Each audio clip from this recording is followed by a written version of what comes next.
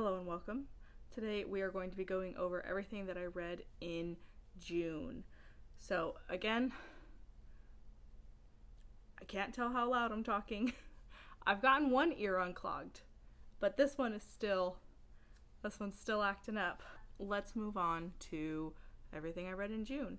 So altogether I read 19 books in June, and as usual, this is a mix of short stories, long stories, novellas, children's books. Well, I think one's a children's book and the others are like middle grade books. So, a variety of things. And remember, if you read at least one book this month, you've done fantastic, better than most people. So, let's go ahead and let's jump into this. Up first, we have The Whisperwicks, The Labyrinth of the Lost and Found by Jordan Lees. I ended up DNFing this book. It is a middle grade. It is set to come out this year. It was an arc that I had. And the very first, the prologue chapter, fantastic, wonderful, amazing. After that, it just plummeted and just got harder and harder to find any interest in picking back up. And got to the point where I had been working on it for like 2 weeks, and I was just like, I don't enjoy this. I don't like it, unfortunately. After that, we have Darkness There, Selected Tales by Edgar Allan Poe. So this was with the Amazon Prime, and it was like an interactive book with pictures and stuff like that. And it was also my first time ever actually reading Edgar Allan Poe, and I have learned that I do not like Edgar Allan Poe's writing. I do not like this man's writing at all. I gave this 2 stars, and that was just because the poem The Raven, which is, his piece he's most known for, was in the book, and it was the only one that I genuinely enjoyed. And then the first story, which I don't even remember what it was called, but I enjoyed that one. Everything else, I was like, wow, someone really likes to hear himself talk, doesn't he? Because what is even the point? So, sorry if I broke some Edgar Allan Poe fans' hearts, but I do not like that man's writing. After that, I finished The Sorceress of Darshiva. This is book 4 in the Malorian. Once again, it's just, I really feel for this particular series, books 2, 3, and 4 could have been smashed together and it could have been a trilogy. Eddings really draws out this tale. There was a couple parts in it where I found it funny and was laughing because, like I said, I read these for the characters. I don't read them for the long, drawn-out, dry plot. But, yeah. And then there was a return of some characters, particularly the lady that you see on the cover. That this is an actual scene in the book, which is pretty cool. That is something I do like about the covers for these, is that they do represent scenes that are in the book, which is pretty cool. But yeah, I ended up giving it 3.5 stars because, like I said, there was a couple times where I laughed. I have my favorites, Dernick and Toph and all of them, so yeah, definitely had some enjoyable moments in it. After that, I read The Hangman's Daughter by Oliver Pottsish. This is the first book in the Hangman's Daughter's Tales. That title throws me off with all the plurals. But it's actually a German translated series, and it's a murder mystery series that takes place in the medieval era. So I believe this one took place in like 1648, 1649, around there. I gave it 3.5 stars overall. It is very slow. I do think it suffers from a not very good translation.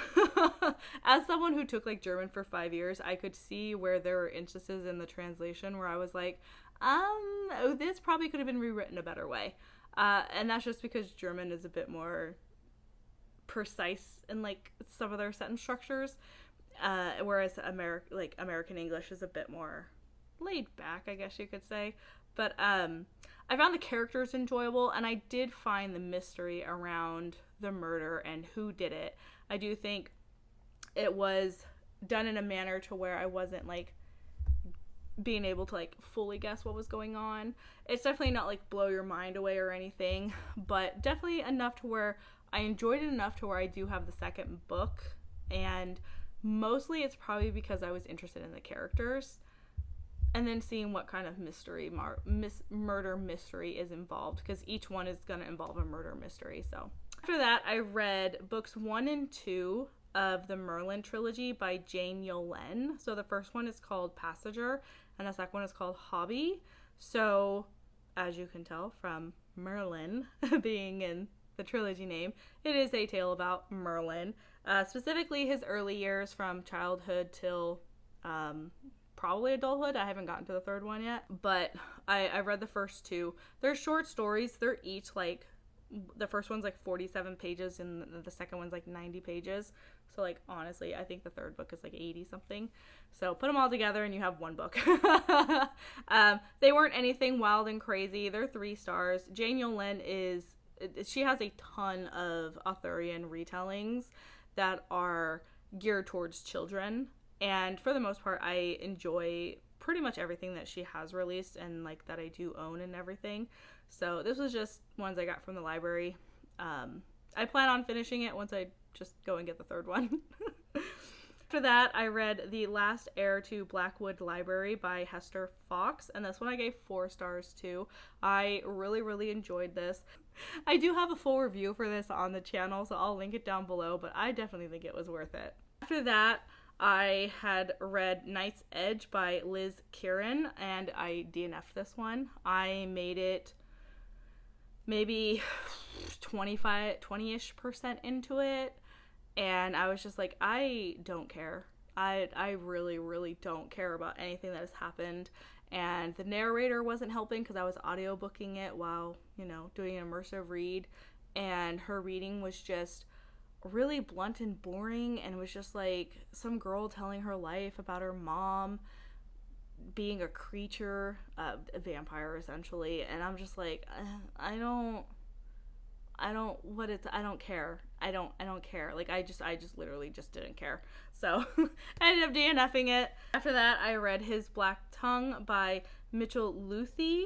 This I gave 3 stars to, and that mostly goes towards the first book and the final book. So it's a short story collection by Mitchell Luthi, and the first short story, His Black Tongue, amazing, and the audiobook, fantastic. There's music, there's sound effects, there's voices, there's a full cast. Like, it's fantastic, it's amazing, it's super immersive. And then it ends like on this note where I was like, well, wait, I want more. Like, you're just gonna drop that on me and then end the story? Like, if he ever decided to go back and like make an extended version of that story, I would be down to read it. The second story follows a Viking crew that comes across some mysterious haunted area on an island, a deserted island or whatever, and I found it not very interesting to listen to. And then when you find out like what is actually happening, it was very anticlimactic, and I was like, oh, this is not fun. And then the third one was a King Arthur retelling where it takes place with Mordred sitting on the throne and everything going to essentially hell in a handbag, and you're following a couple of the knights of the table and how they're trying to gain back the land of Camelot and fighting all these demons and devils and stuff. It was very interesting, and I loved being able to read an Arthurian take that wasn't just like the same like Sword in the Stone or Merlin's origin story. Like, I love that it took place like after everything, like Arthur's dead, and going forward from there and then putting that horror twist on it. I really liked that. After that, I read Shadow by Anne Logston. For spending like 3 to 4 years trying to hunt this book down, I'm really mad that I gave it 2.5 stars. I was, down here at the bottom it says never trust an elf, a thief, or a woman. Shadow's all 3. I was like, oh my god, cool. Like, I was kind of excited for that. Her thievery is like, she stole a bag of gold, she stole a jewelry, she stole a bag of gold, her sleeves were full of so much more money. And I was just like, okay, can I like see her steal something? And then like when we finally do, it's like this long drawn out like 5-page theft of like a jewel, and I was just like, I don't even care anymore. Because, like, it comes, like, so far late in the book that I was just like, I don't even care anymore. I do not care about her stealing this. Plus, why are we dragging it out for, like, 5 pages? Like, it's not even that serious. And then I was a little thrown off that like every chapter ends the same way, and that would be Shadow taking a man to bed. Like, on one hand, I'm like, cool, girl, live your life. Like, yeah, I'm glad. Like, you're confident and secure in yourself. Like, taking men to bed, doing what you want. But at the same time, I was like, I get it. I get it. Can we move on? I get it. And then for the longest time, it felt directionless. It just really felt like there was just no story direction going for it. And I was just like, what is even the point of this? And then what it ends up being like this like mystery around it or whatever, because like she tries to like tie in this mystery and it just doesn't play off well. And then the item that supposedly everyone's looking for just really doesn't actually seem important at all by the end of the story. And I was just like, what is this? It's a hot mess. That there was not a whole lot of direction going on for this. So I do have book 2, book 3. I think I have 2 and 4. So I'm gonna read 2. If I end up not liking 2, then I'm not gonna bother with 4, and then I'll just call it quits with this one, unfortunately. After that, I attempted to read The Tale of Rawhead and Bloody Bones by Jack Wolfe. This is another one that I DNF'd, and I DNF'd this because of the writing. For some reason, every other word and every like noun was capitalized. And I did not like that at all. Like, my brain was just like, why are these capitalized? Why are these capitalized? What's the point of these words being capitalized? Like, it just, I don't know what Wolf was going for, but it was the most annoying and honestly kind of pretentious thing to do in a book. And I was just like, I hate this. I don't like looking at it. I don't like reading it. And then the writing on top of that was just so dry. Like, I think there was more effort putting into figuring out which words to capitalize than there was of making the story exciting and interesting. And I DNF'd this at 17 pages. At 17 pages, I was like, I don't want anything to do with this anymore. And it was honestly probably for the better, because when I looked at some reviews, apparently it gets kind of like pedophile-ish. And I was like, oh, okay. So, yeah. After that, I read Loot by Jennifer Thorne. This one I gave 3 stars to. Why is the first 3 chapters 35% of this book? Why? Who thought that was a good idea? 3 chapters? Like one of the second chapter is like 90 minutes long. Why? This book is 240, like 250 pages. Why? You know, and then just, it felt like Thorne was trying to use shock factor for like all of the deaths and thing, and it just wasn't working. Like, there was no like oomph to it, and it was just like, you're going through a scene and then, oh no, this person's dead, and I'm like, where's the fire, the oomph, the scare, like what is this? Like, no build up, no reaction, no nothing. And I was just like, and like some of the comps are like Final Destination or whatever, and I was like, where please, Final Destination. Then during all of those books, I was buddy reading The Crystal Cave with Bookish Chaz, and this is by Mary Stewart, and this was 2 stars. I'm actually really sad about this because it's Arthurian, and everyone is like, this is the pinnacle, one of the ones you just have to read, it's so fantastic. And I was like, where? What am I missing? What happened? What's going on? So yeah, it was just, I'll probably end up doing I'm going to do an actual review on it because I have a lot of thoughts, so keep an eye out for that. But yeah, 2 stars, big disappointment. So sad. I always get really sad when Arthurian books are low rated for me because I love Arthurian tales. So then after that, I read The Beast Player, which is a manga, and this was an arc that I got from NetGalley. And overall, I gave it like 3 stars. It's well written, but it's honestly just not really my jam. It was kind of boring. Art is pretty standard, nothing super big and fantastical. The plot definitely seemed unbalanced from the first half to the second half. And then when it ended, I was just kind of like, I don't really care to move on with that. So I'm probably not going to do that. I did find out it is the manga version of an actual book called The Beast Player. So I don't know, maybe the book was better. After that, I read the Street Fighter Masters Volume 1 by multiple authors. This was a graphic novel that looks like a manga. And I gave it 1 star. I'm not the audience for comic versions of Street Fighter. I may love playing the games, but I recognize I am not the audience for the mangas or the comics or anything like that. It's a lot of panty shots and fan service shots and just things I'm not interested in, and so much talking for a comic. Like, it sounds weird to say that as someone who reads books, but like sometimes some comics and some mangas, they just be talking too much, and I'm just like, stop. It's such a weird thing to feel. And then after that, I read A Home in the Sky by Olivia Snow. This was a retelling of Jack and the Beanstalk, and honestly, it wasn't very good. I gave it 1 star. I don't know what message the author was trying to tell kids, because the mother was like super mean to her kid, like horrible mean, and like I'm assuming it was just her and her son, because it never mentions a father in the picture, and she's like, they're like in debt, she can't pay any of the bills, everything's past due, and she's like telling her son, you need to get a job, you need to go sell your bike so that we could pay our bills. And I'm like, your kid's 11,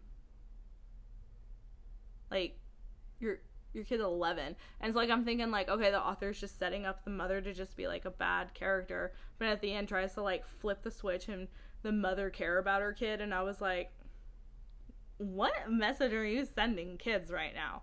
I'm so confused. So not a good one. Then I read The Knitting Witch, which was by Norma Cassier. This was another arc that I had.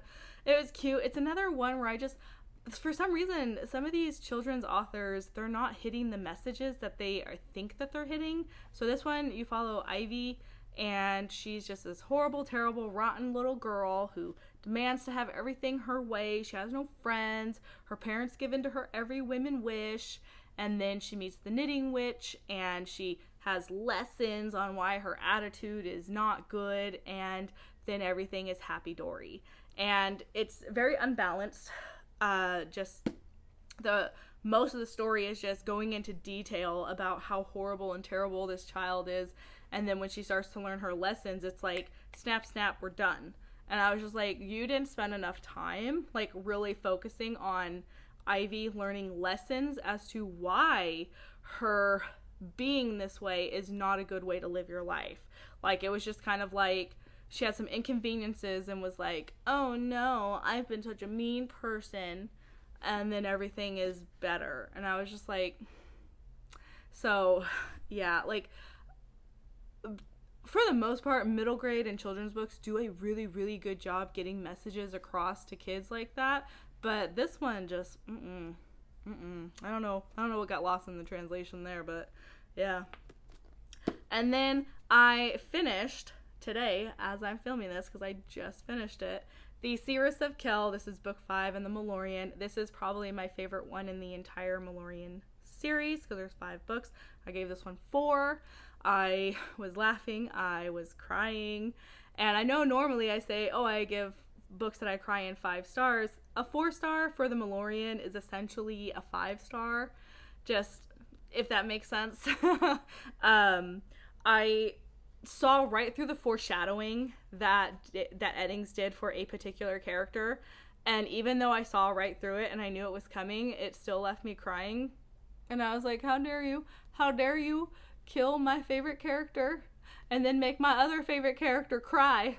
How dare you? I was not having a good moment when that happened.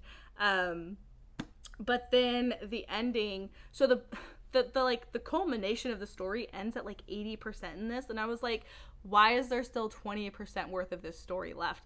What could there still be left to talk about? That 20% is worth it, guys.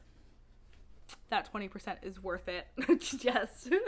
just what happens with Aunt Pole, what happens with, Garion, And there's a scene with Mandarellen. I was like, stop, you've shot up to one of my favorite characters, sir, because I was not expecting you to drag that man through the mud like that. That was probably one of the 2 highlights of this story was Mandarellen.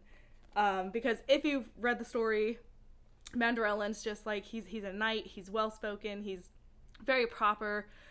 For him to just drag someone through the mud with his words, I was like, stop right now. You are now one of my favorites. He was already a favorite, but he's like a favorite. So I was cracking up laughing. But yeah, definitely had a good time with it. I do think he wrapped it up really, really well. It had a really pretty, like, beautiful ending there. I really like the way he wrapped it up. There's one bit of information that he didn't give me that I was like, listen here. I know you're already gone from this world, but listen here. How dare you not give me the answer to that?